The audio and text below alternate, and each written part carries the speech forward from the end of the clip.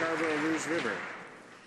The United Nations responses during the final days of the Sri Lankan Civil War were highlighted by the Petrie Report. The deep tragedy and high civilian cost of the conflict is clear. Sri Lanka's human rights record continues to cause concern around the world. Improvements are nowhere in sight. Unless concrete action is taken for an independent, impartial, international human rights violations inquiry, will the Conservatives recommit to boycotting next year's Commonwealth Summit in Sri Lanka and encourage other member states to do the same?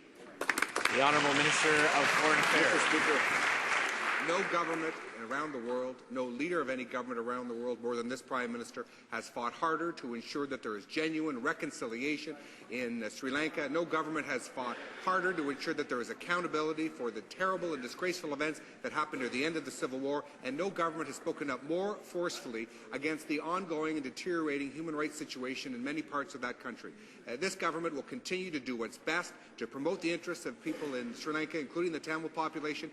We have not yet made a decision as to what will happen at the Commonwealth Summit, but I can tell you this, that this House and all Canadians can count on this government doing the strong and principled thing to ensure the support of all Sri Lankan people.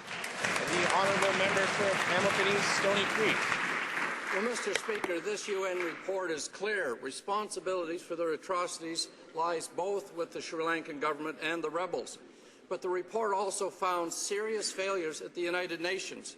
The report states the UN failed to stand up for the rights of people it was mandated to assist. What is the Minister doing to implement these recommendations, to ensure they're implemented so that this never happens again?